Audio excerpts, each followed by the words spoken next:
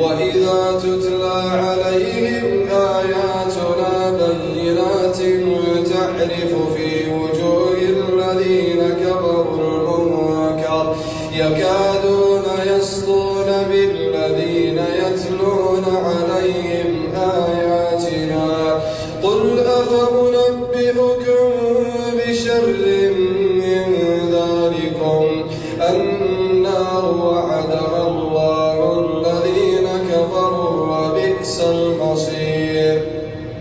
يا أيها الناس ضرب مثل فاستمعوا له إن الذين تدعون من دون الله لن يخلقوا ذبابا ولو اجتمعوا له وإن يسلبهم الذباب شيئا لا يستنقذوه منه ضعف الطالب والمطلوب ما قدر الله حق قدره إن الله لقوي عزيز.